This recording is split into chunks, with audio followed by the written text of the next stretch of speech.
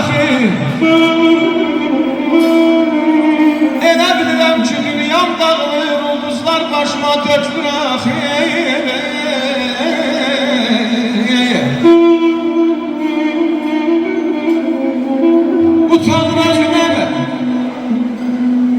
Utanır özündən özünə baxmır, dizlərim ayağım sözünə baxmır.